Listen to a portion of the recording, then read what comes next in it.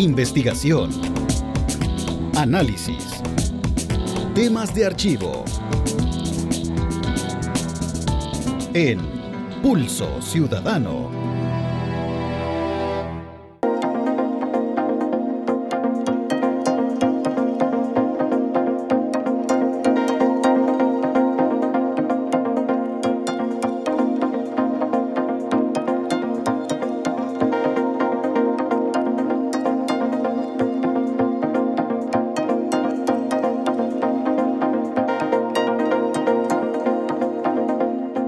Buenas noches, bienvenidos a un programa más de Pulso Ciudadano.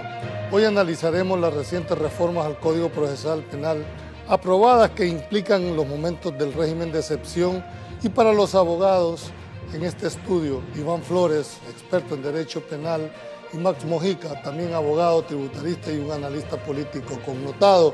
Con ellos vamos a ver desde el punto de vista eminentemente constitucional y procesal la conveniencia o no de estas reformas mezcladas con el régimen de excepción sobre lo que es el plazo que debe de estarse jugando. Iván, buenas noches. Buenas noches, ¿qué tal? ¿Cómo está? Gracias por la invitación, contentos porque vamos a hablar de este tema tan interesante y tan importante a nivel de país, las reformas al Código Procesal Penal y su incidencia pues, en la realidad de país que se vive. Max, buenas noches. Bueno, como siempre, este es un país complicado, es un gusto estar con ustedes esta noche. Creo que siempre en El Salvador nunca se agotan los temas para hablar, así que creo que tendremos una plática interesante, Julio. Bien, quiero empezar para ponerles en contexto a ambos. La Asamblea Legislativa estableció 24 reformas al Código Procesal Penal contra la impunidad y rebeldes, así es catalogado la reforma. Fue aprobada por 65 diputados, va del expediente 721 del 22, y el objetivo de esta propuesta era procurar la efectividad en la investigación de los hechos para la lucha contra la impunidad que demandaban violaciones a los derechos humanos. Quiero empezar por decir que esta reforma es contra los imputados ausentes. En términos generales, ¿cómo ves tú esta reforma, Iván? Bien, más que decir que es una reforma en contra de los imputados ausentes, yo debo de decir que estas reformas van enfocadas en viabilizar procesos que por trabas que se generaban a raíz de la no comparecencia de procesados al proceso, valga la redundancia, los procesos no caminaban, es decir, procesos que se estancaban y se archivaban. ¿Por qué? Porque se generaban artimañas, argucias y algún tipo de actividad fuera de proceso para que este mismo no caminara. Ahora, al hacer un análisis integral de las reformas que se generan, se busca que la rebeldía no sea una traba para que el proceso llegue a su culminación. Esto no genera, y en ninguna de las reformas que he podido estudiar, no genera y no se dice que efectivamente lo que se busca es una condena propiamente dicha, porque se garantiza y se sobrepone ante todo el derecho legítimo a la defensa técnica. Es decir, no se va a realizar ningún acto procesal desde la etapa administrativa en el cual no tenga participación, obviamente, el procesado, porque se le garantiza su comparecencia al juicio, hasta en la etapa administrativa, que previamente no estaba legislado eso, la acreditación propiamente dicha en la etapa administrativa, ahora sí se está generando esa circunstancia, y este mismo deberá o podrá tener participación hasta la finalización del proceso, activamente. Ahora, ¿qué es lo que se legisla? Que ninguna diligencia se frustre, que ninguna diligencia judicial deje de no hacerse por la no comparecencia o del procesado o del abogado. ¿Cómo ves tú el hecho, dijéramos, porque hay que decirlo con toda la propiedad, muchos colegas utilizaban como estrategia, ¿verdad? Se enfermaban el día de la audiencia, no comparecían y eso hacía que se retrasara la audiencia. ¿Cómo ves tú el hecho de que se pueda declarar rebelde al imputado por la no comparecencia, pero eso no va a suspender el juicio? Mira, yo no estaría tan de acuerdo por un tema, y creo, Iván, tú sos el especialista, para que lo especifiques. No prescribía de todos modos la acción penal. Aunque si tú estás en rebeldía, te podían seguir juzgando. Es decir, el juicio entraba en una especie de suspenso. Eso significa que, digamos, yo me escondo pero eso no va a prescribir. Entonces yo creo que eso es un tema también interesante de ver, Julio, porque no es de que me escondo lo suficiente tiempo, me voy del país y ya no me pueden perseguir, sino que simplemente el juicio, cuando te encontraban, se reanudaba. Entonces, desde esa perspectiva, la persecución penal no se iba a frustrar per se. Pensemos en esto. Si tú estás, porque a mí me gusta poner los ejemplos hablando de tú, o sea, ¿qué pasaría, amable televidente, si fueras tú el que está en el juicio? ¿Cómo te vas a defender si no estás activamente participando en el proceso?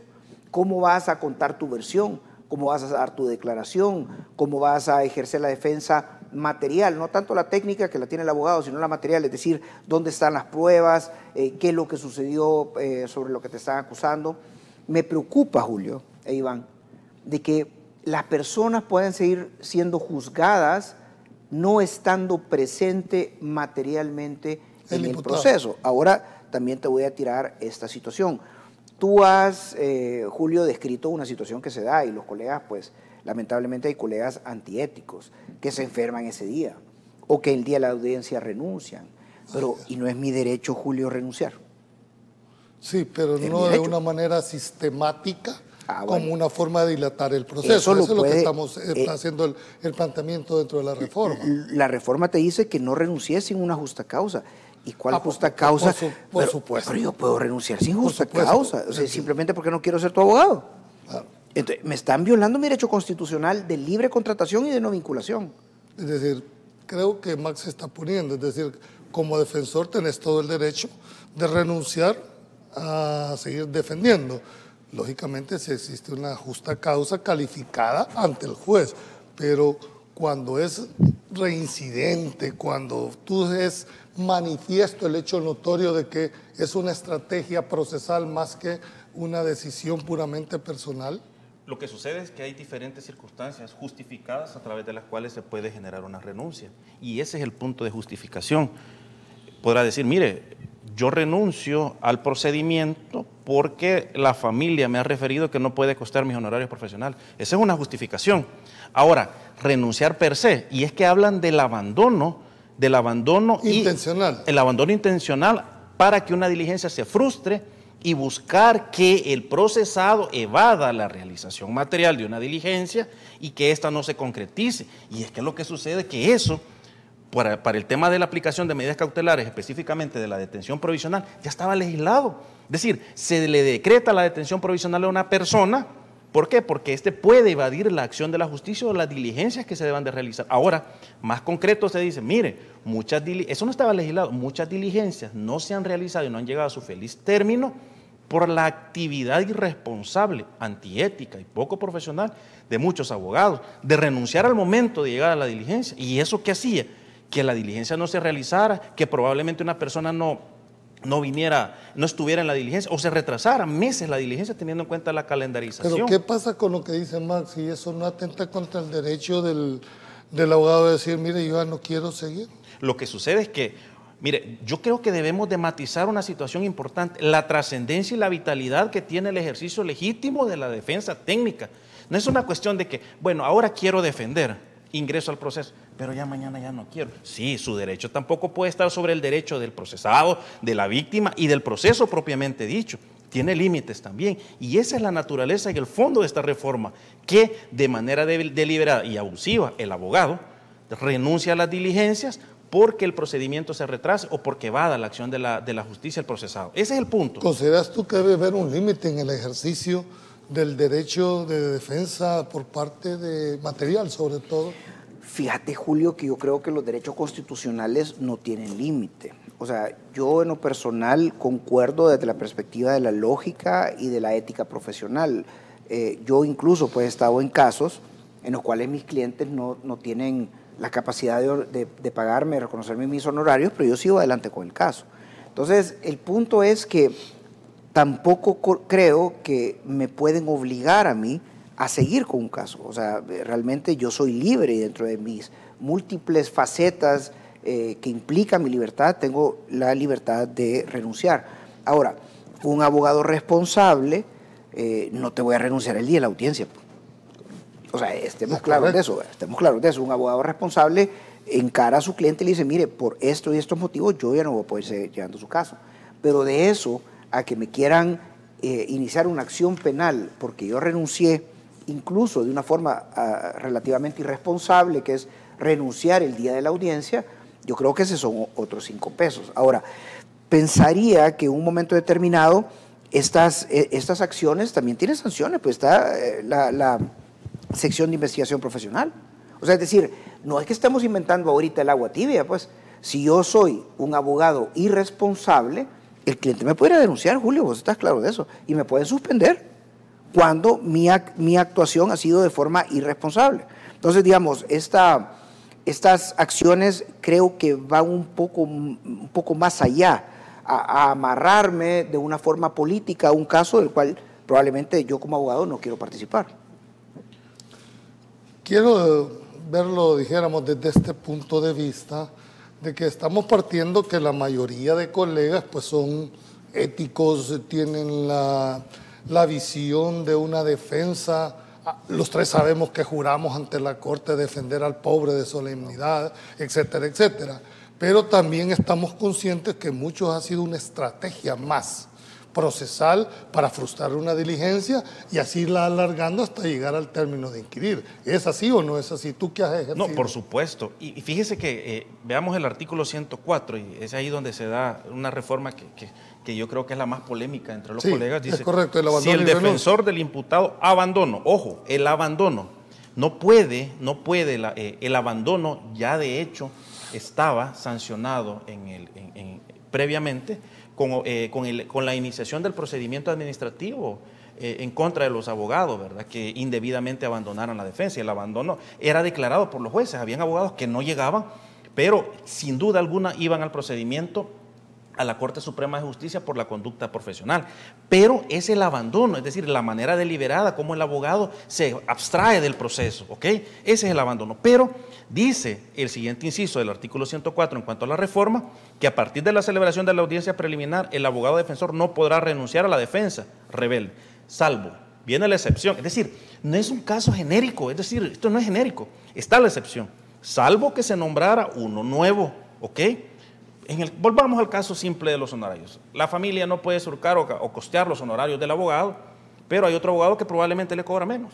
Aquí está, yo renuncio porque este abogado va a ingresar, ¿sí? Entonces, ahí le da la salvedad, el proceso no se va a interrumpir y el abogado tiene también, el que ingresa, la salvedad de pedir la suspensión de la diligencia para efecto de que esta no se frustre dentro del plazo de 10 días. Pero yo quisiera que leyéramos... Vamos por etapas. Exacto, digamos, de una forma sin pasionismos, este inciso, que es el inciso segundo del 104. A partir de la celebración de la audiencia preliminar, que es cuando empieza el juicio, el abogado defensor no podrá renunciar a la defensa del imputado rebelde.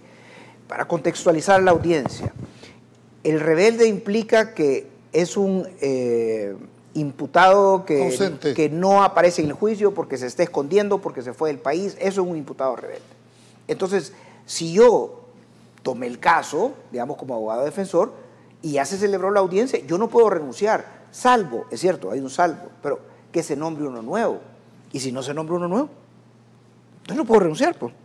Entonces soy esclavo. No, o sea, ¿cómo una cosa? No, porque existe lo que se conoce como el defensor de oficio, que pues es una figura que ya existía desde el Código Procesal Penal. Pero tiene que haber uno nuevo, Julio, y si no sí, está... lógico. Y si se nombra, y si la Procuro lo nombra en un año, porque no hay defensores disponibles. Veamos cuál es el contexto del inciso segundo. Porque leíste esto donde el imputado rebelde, salvo que se nombre uno nuevo. Y dice, coma, disyuntiva, correcto, la situación. Si existiese motivo de fuerza mayor. Fuerza mayor, pero si yo no quiero, no es fuerza mayor y ni caso fortuito, Julio. Ni caso fortuito. Es mi mera voluntad. ¿Y qué caso fortuito, fuerza mayor decir que yo no quiero seguir? Lo que sucede es que... Eso no es ninguno de los dos. No, lo que pasa es que también tenemos que poner y traslapar el derecho del procesado también, ¿sí? El derecho de la víctima. Aquí hay una coalición, lo correcto, que está planteando Max, es decir, yo tengo el derecho como abogado de renunciar en cualquier momento, pero también está el derecho de tu defendido, que no lo puedes dejar indefenso en ese momento. Es que ese es el punto. Pero entonces, Julio, o sea, decir... Vaya, ¿qué prevalece, dijéramos, ante esa colisión de derechos? Exacto, ¿qué prevalece? Si hay una colisión de mi derecho constitucional de libre ejercicio profesional, que se traduce en la libertad de contratación y no vinculación. Es importante que el público también entienda lo que es la no vinculación. La no vinculación es el equivalente a la esclavitud. O sea, yo no puedo ser obligado a trabajar para alguien. Sin una causa justa remuneración. Exacto. O si yo no quiero, pues. O sea, porque me pueden pagar mucho, pero, por ejemplo, vaya, por decirte algo. A menos que te nombren abogado defensor de oficio. O viene un narcotraficante y vos no lo querés defender. Entonces, decir, vos, por más que te paguen, yo no me quiero vincular con esa persona. Entonces, es decir, yo como abogado tengo esos derechos. Entonces, esto es un problema más que todo, Iván, para personas que se dedican al tema penal, porque van a pensarlo 2 veces antes de agarrar un caso. Es correcto. Bien, tengo que ir a un corte comercial, ya calentamos. Nos hace falta analizar estos últimos 2 incisos que son los que en realidad han puesto a prueba el sistema penal en el país. No los cambie, ya volvemos.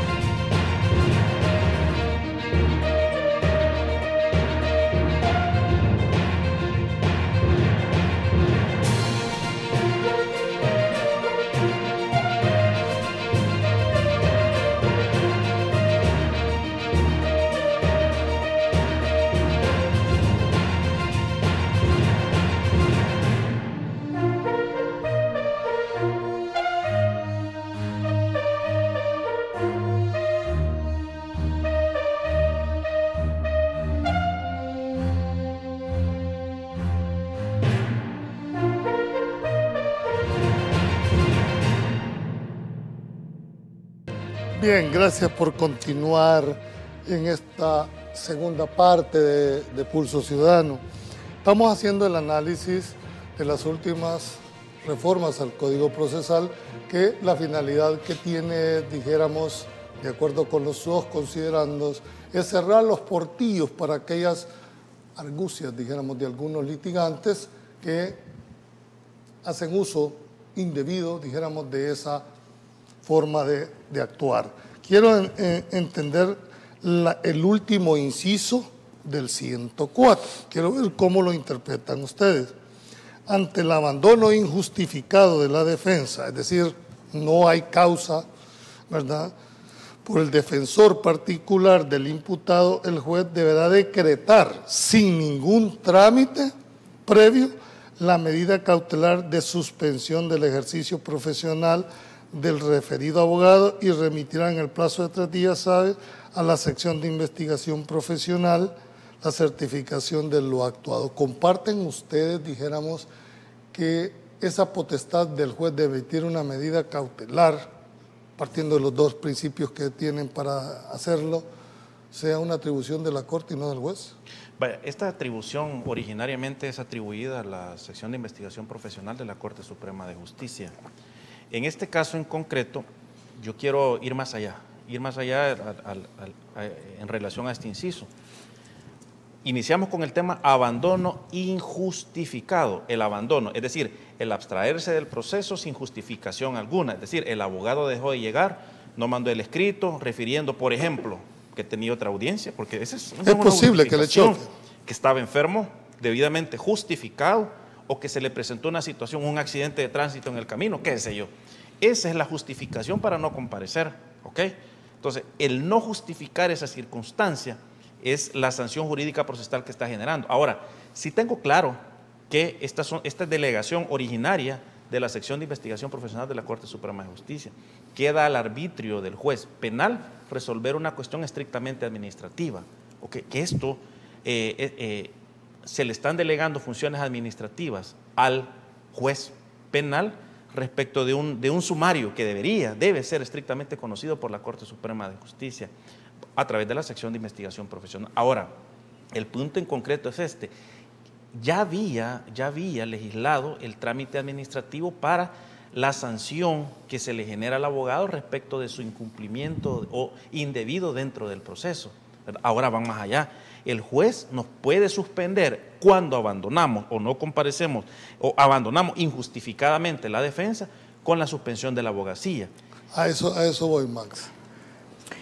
¿Es una suspensión de abogado o una suspensión en el ejercicio para ese caso concreto? No, aquí dice una suspensión en el ejercicio profesional. Vale, miren, estemos claros en algo.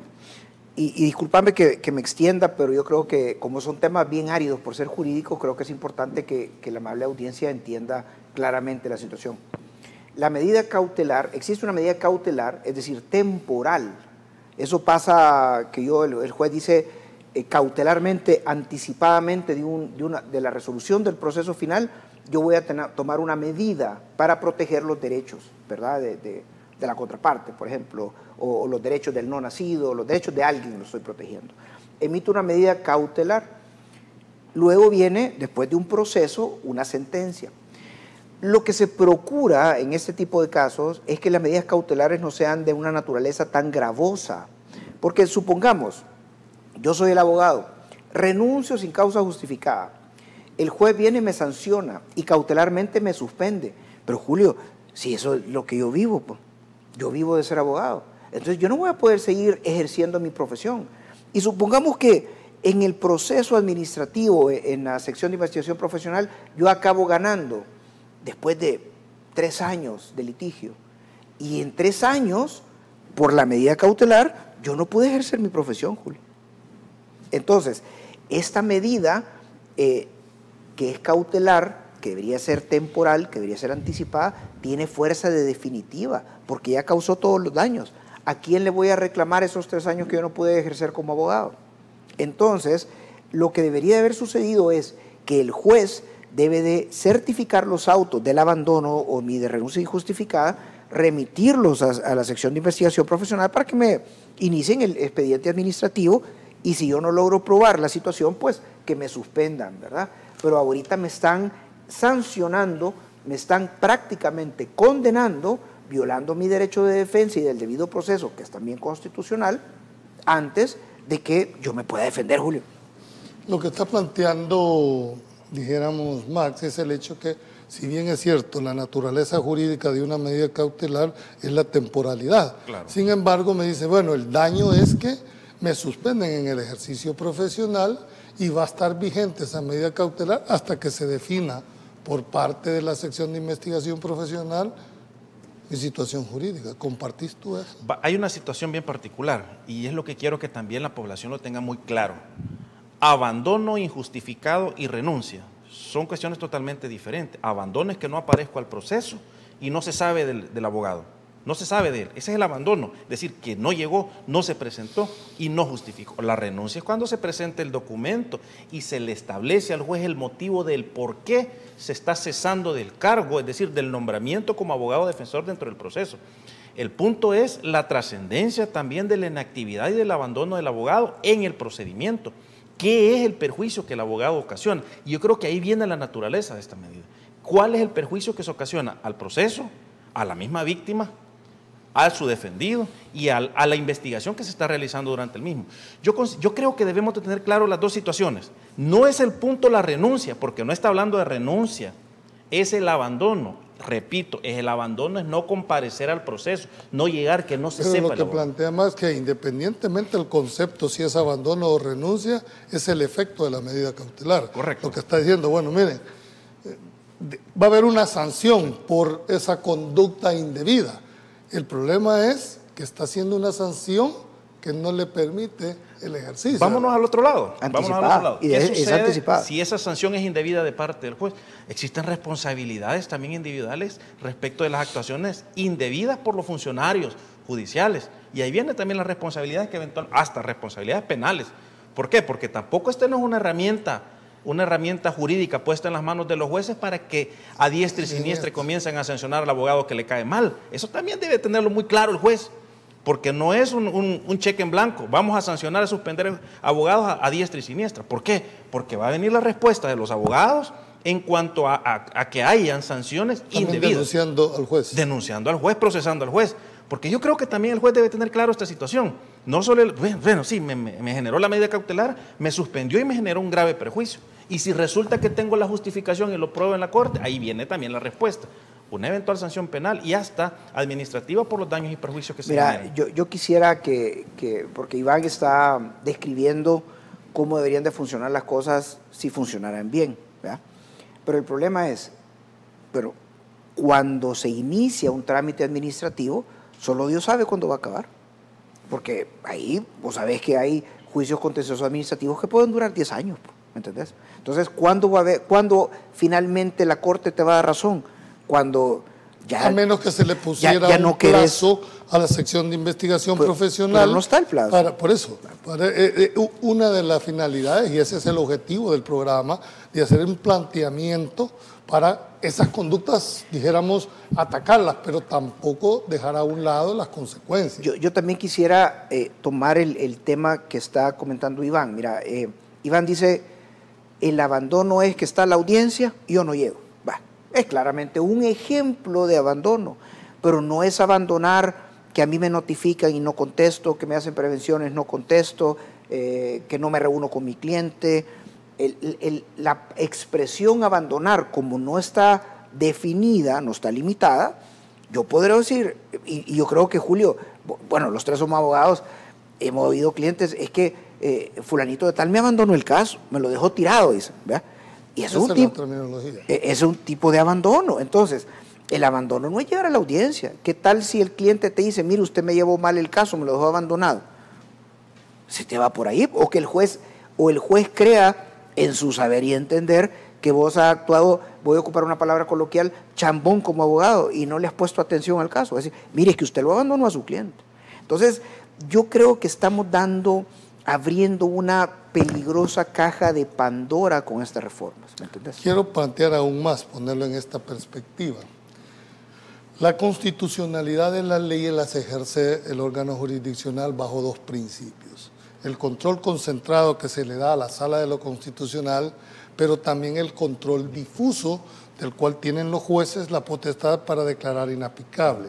No corren el riesgo con esta reforma, lo que la propusieron, que un juez en el momento de aplicar esta ley al caso concreto pueda, valga la redundancia, declarar inaplicable la disposición por considerarla inconstitucional? Sí, definitivamente el control difuso de la constitucionalidad está incólume, se mantiene intacto, ¿verdad? Es decir, el juez tiene la facultad también de anteponerse y referir, no estoy a favor de la semántica, de la forma, como se ha legislado este artículo y consecuentemente voy a plantear el control difuso y obviamente inaplicar esta norma. Se debe de iniciar obviamente el procedimiento constitucional para verificar si lo planteado o argumentado por el juez en su resolución tiene asidero, tiene razón de ser, pero esa situación está incólume y es factible de que lo pueda realizar también un juez.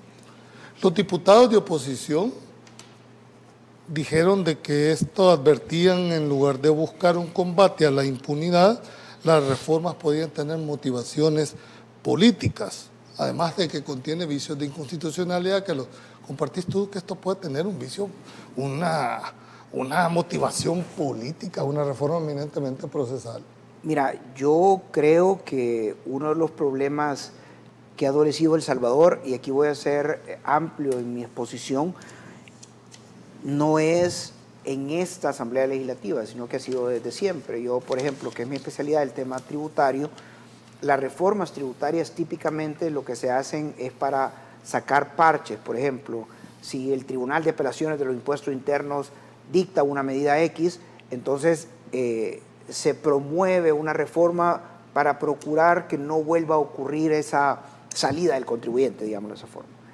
Entonces, nuestras reformas tributarias usualmente son más orientadas a ir arreglando hoyos que haciendo una reforma integral. Voy a tomar esa idea y lo voy a llevar a lo penal. Mi impresión es, yo creo que esto es algo que conocen los ciudadanos, que muchos exfuncionarios de los partidos de oposición, FMLN y Arena, han salido del país, se han ido. Eso impide, tal como está la legislación este día, impide que se procesen en ausencia. Entonces, yo creo que es una fuerte motivación política reformar esta ley procesal penal a efecto de que se pueda perseguir penalmente a estos posibles candidatos a imputados, ¿verdad?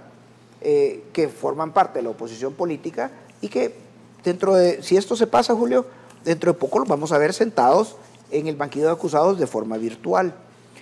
Y que, de paso, evitar que cualquier abogado que llegue a tomar esos casos no se pueda separar del proceso. Pero ¿cómo queda entonces el precepto constitucional que las leyes no tienen efecto retroactivo, salvo en materia penal o de orden público y penal, si la nueva ley es favorable al No, porque los casos no están presentados todavía. ¿Cuál?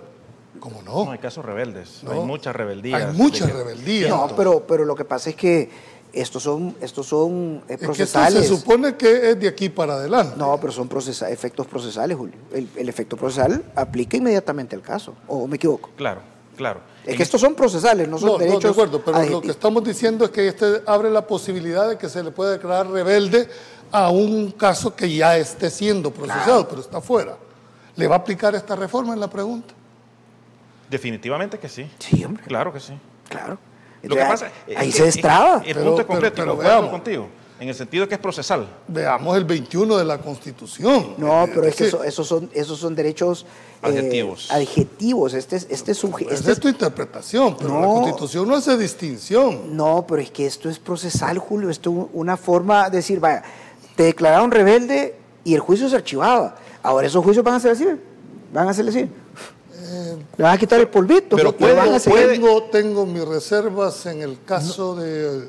Porque no se trata de ser sustantiva o procedimental. Lo que protege la Constitución es la irretroactividad, que no te, sobre todo que nadie puede estar, dijéramos, sujeto a la variabilidad en un momento determinado. Yo sí creo algo, Julio, que definitivamente... Pero es una buena tesis, o sea, aquí estamos discutiendo se van a generar cómo van a muchas interpretar. discusiones en estrados especialmente respecto a este tema. Estamos hablando del artículo 24 en cuanto a la reforma. Esto es, y a esto es lo que refiere, pues al final, los procesos penales que al entrar en vigencia el presente proceso se encuentran archivadas en virtud de haberse declarado la rebeldía de los imputados, deberán continuar con su trámite. Yo ya conozco un proceso precisamente en el cual un colega está planteando la prescripción de la acción penal por este caso, estrictamente la rebeldía. A él se le decretó la rebeldía hace 12, 13 años aproximadamente, y haciendo el número, porque era un delito tentado, el que se generó, los números dan. Entonces el juez consideró que no, porque yo considero que ha hecho una mala apreciación. El punto es este: independientemente de decir que se ha generado la prescripción o no, él ya planteó audiencia preliminar, ¿sabe?, respecto de esta reforma. Ya señaló audiencia preliminar de un proceso que hace 12 o 13 años se archivó. O sea, dentro del concepto de ustedes, esto no aplica a las leyes procesales. El artículo 21 de la Constitución solo tiene aplicación en este caso si fuera a lo sustantivo y no a lo procedimental. Sí, entonces por eso te digo que claramente, creo yo, existe una motivación política detrás, pues, ¿me entendés? Porque todas estas personas, funcionarios públicos que he conocido de todos, ¿qué motivación política puede estar si al final lo que se trata es que hay una celeridad en el proceso y una parte definitiva? No, lo que sucede es que estos funcionarios públicos que se han sustraído de la justicia y se han ido del país, van a poder ser condenados, y con una condena pueden iniciar procesos de extradición, pues. Entonces, Pero la finalidad del derecho procesal es lograr llegar a un acto definitivo. Mientras no esté la sentencia, la presunción de inocencia le sigue operando. Sí. Pero una vez ya dijéramos sentenciado, no hay vuelta de hoja. Sí, lo que pasa es que aquí se matan varios pájaros de un tiro, Julio, porque todas estas personas están fuera del país. ¿Cómo se van a defender? Bueno, pero tienen sus abogados defensores materialmente. Pero bien sabes que necesitas hablar con tu cliente, necesitas saber dónde está cierta documentación. Hay cosas, Julio, que solo vos sabes dónde las tenés guardadas, si lo querés ver así. Entonces, estas personas, la eficacia de su defensa material se va a ver mermada por estar fuera del país y que obviamente no pueden regresar. Hoy démosle vuelta a la tortilla bajo esa misma óptica, entonces habría que el Estado quedarse de brazos cruzados porque no podría hacer mayor. Y es que lo que sucede es que si vamos a esos casos en concretos a los que se está discutiendo, la persona sabía de su procesamiento penal y se dio a la fuga. Ese sería el otro lado de la otra cara de la moneda, para ponerla en perspectiva. Correcto, o para ponerla en balanza. Entonces la persona tiene conocimiento del proceso penal, se le hizo saber, casos que hemos conocido en la realidad pública de nuestro país, de personas que al tener conocimiento de que se avecinaba la iniciación inminente de un proceso penal, se dieron a la fuga.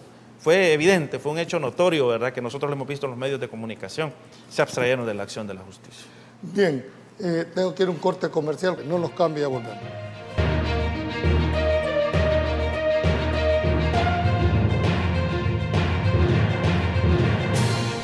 Y el presupuesto general de la Nación, la principal herramienta de planificación financiera y fiscal de este país, no puede pasar por alto una premisa como esta. De tal suerte que hemos planificado nuestro presupuesto general para el próximo año con un crecimiento de tan solo un 3% en el nivel del gasto público, priorizando todos aquellos proyectos de infraestructura y que nos van a dar crecimiento económico y que evidentemente pues van a derivar en un incremento en la recaudación, cumpliendo con todos los compromisos que están en la órbita del Estado y en las competencias del Estado, de cada uno de los organismos del Estado, pero considerando también que la economía global pasa por este momento y El Salvador tampoco está exento de ello. El presupuesto general de la Nación para el próximo año asciende a 8.902 millones. Esta cifra incluye 667 millones del vencimiento del bono 2023, deuda que nos toca pagar como gobierno de la República, pero que fue heredada del gobierno de Francisco Flores, quien murió en arresto domiciliar acusado por corrupción. Evidentemente, tenemos que cumplir con nuestros compromisos internacionales. De los 800 millones originales, nosotros ya pagamos 133 este año con la compra anticipada, con la cual también generamos un ahorro a la República. Pero debemos cumplir con este compromiso. De tal suerte que entonces el crecimiento del presupuesto general de la Nación, el crecimiento del gasto, solo es por 268 millones, lo cual incluye las fuentes de financiamiento de organismos multilaterales o los proyectos que ya están financiados. Aún incluyendo los proyectos financiados por los organismos multilaterales, el incremento pues es apenas de 268 millones.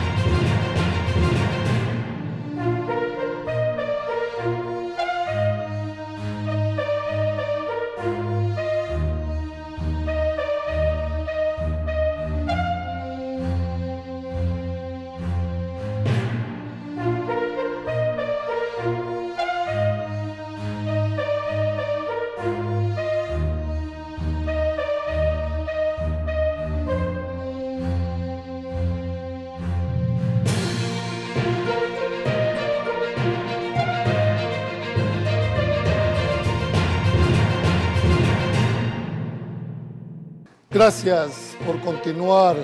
Interesante programa esta noche. Quiero ya para ir cerrando en ¿cómo creen ustedes que va a afectar estas reformas al régimen de excepción? Bueno, mucho se ha discutido el tema de que se establece en la reforma que se está generando al Código Procesal Penal, se habla de la inviolabilidad de la defensa y la necesidad. Bueno, y desde los órganos auxiliares. Correcto. Eso no es potestativo. Correcto, de la necesidad. Sí, porque hasta este momento había sido potestativo del órgano administrativo, Fiscalía General de la República, darle intervención a uno. El que quería le daba intervención, el que no, no. En la actualidad, a partir de estas circunstancias, se le está generando la obligación a Fiscalía de la intervención procesal de parte del abogado defensor.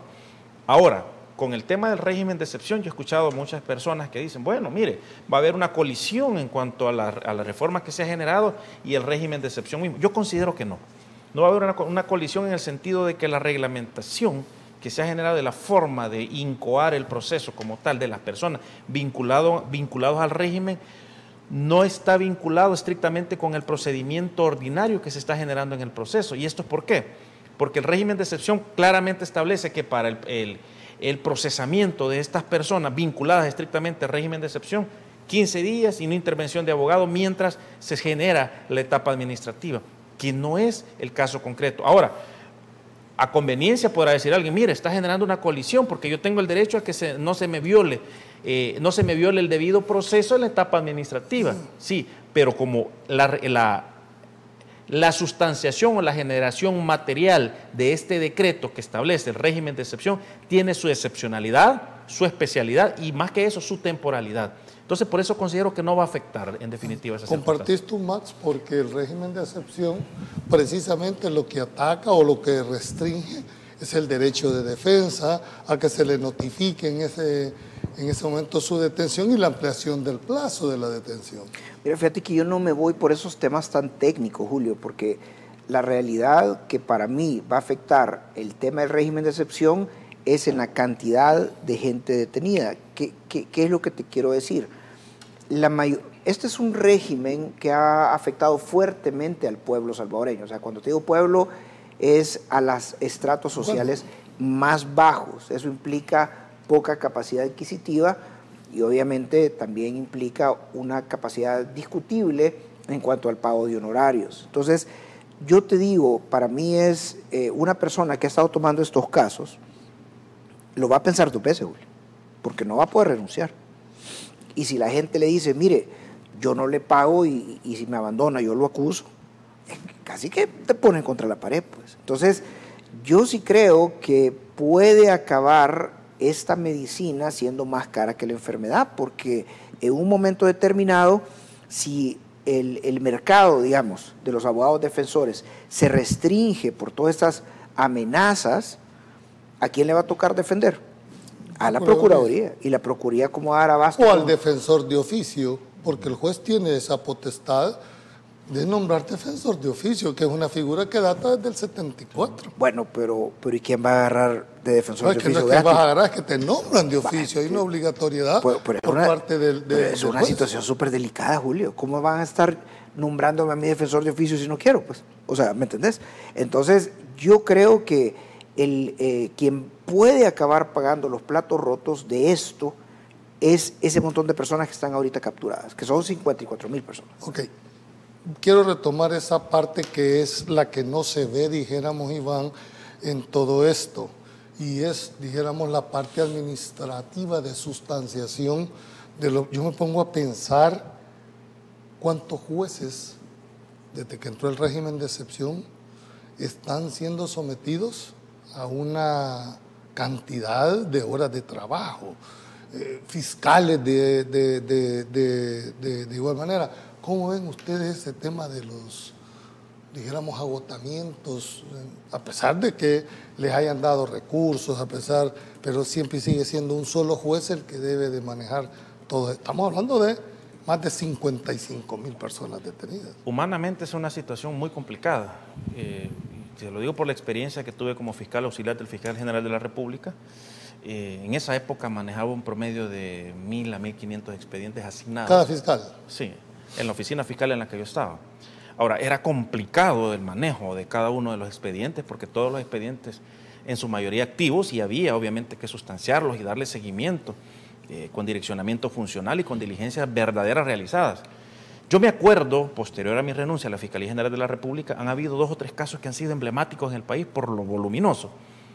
Si no me equivoco, la operación Jaque y la Cuscatlán, por ahí han habido otros donde habían 200 a 300 procesados. Creo que han sido los procesos más voluminosos en el país, donde habían 300 a 400 personas procesadas. Ahora, todos los días casi están saliendo números similar en cuanto a procesos. Esas audiencias duraron, las preliminares, 2 meses, creeré yo, las vistas públicas 4 meses promedio. ¿Cuánto irán a durar la sustanciación del proceso en la etapa de instrucción y la finalización de las vistas públicas o las preliminares con la finalización de las etapas correspondientes?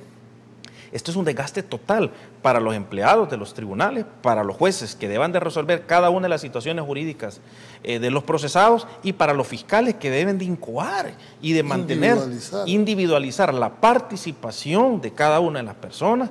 Olvidémonos, son o no son responsables. Estoy hablando del tema personal, ¿verdad? Y posteriormente la existencia del hecho delictivo. Es una carga humanamente muy, muy complicada. Es decir, tiene una tarea titánica cada uno de las personas que se encuentran en los diferentes estrados, ya sea judicial o administrativa, llámese Fiscalía General de la República. Eso es lo que quería resaltar, Max. Es decir, los jueces son seres humanos, no son máquinas. Es decir, incluso son hasta en un momento determinado, hay que reconocerles la labor esa que están desarrollando en esto, más allá de sus capacidades físicas, no me refiero a intelectuales. Es decir, hay gente que se cansa, hay gente que, si soy los que hemos estado en los tribunales, revisar un requerimiento, individualizarlo, sustanciarlo, admitirlo, no es fácil. Yo creo de que eso también es de reconocerle esa labor, ese aporte que están haciendo jueces y fiscales. No, sí, pero mira, aparte del reconocimiento pues, y el mérito que pueda tener estas personas que están trabajando por el mismo salario, horas extras, ¿verdad? Hay un tema que se debe de plantear. El régimen de excepción es una bomba de tiempo. ¿Verdad? ¿Qué quiere significar con eso? Se la voy a plantear de esta forma. El régimen de excepción permite el hecho de que se suspendan mis derechos constitucionales por una época. Si a mí me capturan, en 6 días se tiene que presentar un requerimiento porque soy reo presente, ¿verdad? 3 días de la policía y 3 días en régimen normal. En régimen normal. Entonces, esos 3 o 6 días, el fiscal debe hacer un requerimiento como tú lo has descrito. Se me debe individualizar, me deben decir cuál es el delito que se me atribuye, cuáles son las pruebas que obran a mi favor, cuáles son las medidas que se debe tener. Se debe decir en 3 o 6 días máximo. El régimen de excepción lo alarga, ¿verdad?, mientras está vigente el régimen de excepción. Ahora, el asunto es que el régimen se ha ido ampliando, y hay personas que están ahí, pues detenidas N cantidad de tiempo, ¿verdad? Pero el régimen tiene que acabar algún día. Y cuando acabe, va a venir un tsunami de requerimientos fiscales que nadie va a dar abasto, Julio. Para mí eso es una de las tesis por las cuales el régimen de excepción no termina nunca. Porque saben de que el día que termine va a ser una avalancha que va a implicar ¿qué cosas? Va a implicar requerimientos fiscales mal planteados, prueba mal documentada y los jueces presionados a que metan o mantengan presos a esos 50,000. Entonces ahí va a ser una violación. Si han habido violaciones de derechos humanos con el régimen de excepción, esto va a ser el tiro de gracia a la institucionalidad de derechos humanos en El Salvador. Iván, de que el régimen de excepción se va a mantener porque procesalmente va a ser incapaz de dar abasto. No lo veo desde ese punto de vista, que se mantiene porque procesalmente no se dé abasto. Pero la realidad va a ser, bien, ¿hasta cuándo va a llegar el régimen de excepción? No lo sé, bueno, no depende de mí, obviamente, no depende de mí, pero lo cierto es que procesalmente hablando yo lo veo desde otra óptica. Paran las capturas del régimen de excepción y inmediatamente y técnicamente comienzan los abogados defensores a pedir las audiencias especiales de revisión de medidas, a que los procesos avancen, la petición. Yo lo veo desde ese punto de vista. La saturación de la dinámica del día a día que se va a plantear en los juzgados. ¿Por qué? Porque yo casi me atrevo a decir que los jueces están ahorita resolviendo los términos que se están presentando. resolviendo, aplico o no aplico medidas cautelares, ¿verdad? Detengo, ordeno detención o no para algunas personas. No sé cómo está la dinámica. Ahora, después de todo eso, viene la tramitación de la instrucción, es decir, la instrucción, la naturaleza jurídica de ella es la preparación del juicio, ¿sí? Si el proceso va a acaecer o no al juicio. Viene toda esa tramitología, los volcanes de peticiones, los volcanes de resoluciones, libros y libros de resolución. Eso sí vendría a generar una saturación procesal. Bien, hemos llegado. ¿Vieron cómo se pasó la hora de rápido? Quiero agradecerles a los dos por la capacidad técnica con la que han manejado este tema. A usted, amigo televidente, el eslogan de este programa. Nosotros planteamos los hechos, las conclusiones las sacan ustedes en su casa. Pasen un feliz fin de semana, que Dios los bendiga y nos vemos el próximo lunes en otro programa más de Pulso Ciudadano.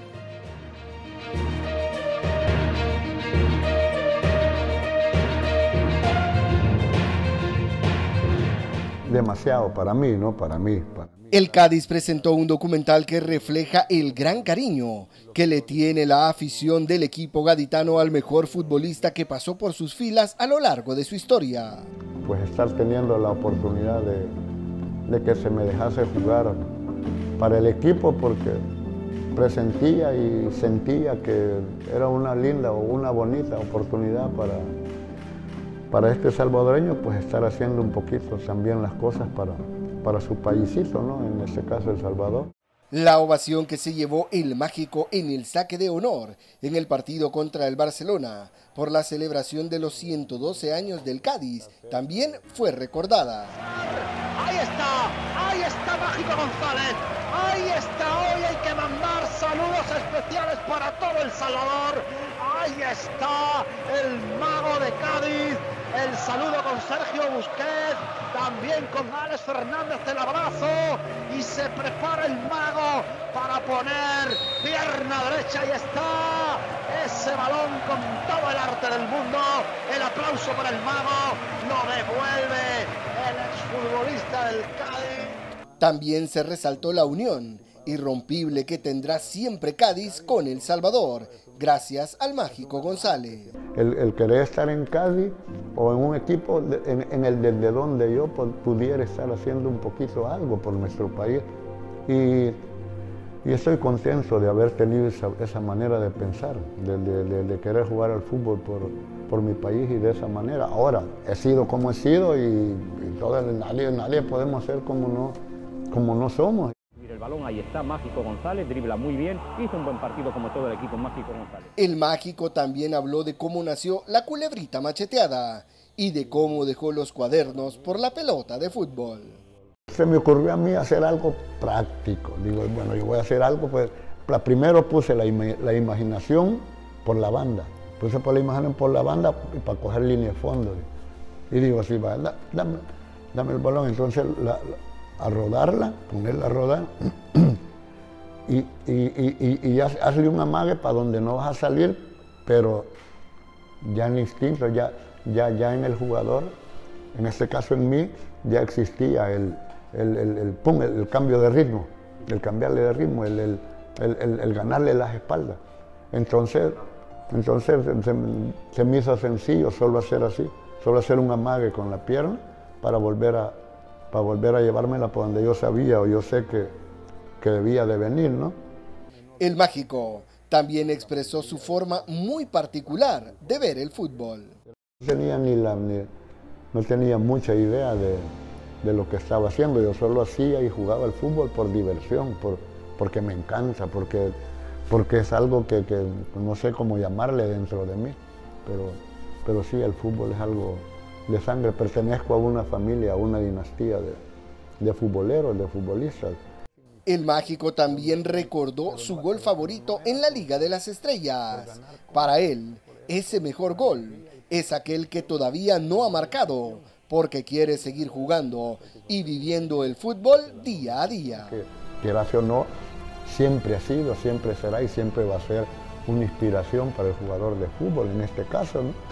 Entonces, por ahí lo de la culebrita te dije, ¿no? Menos mal que te dije que iba a ser un poco largo, pero me he expandido, pero muchas gracias.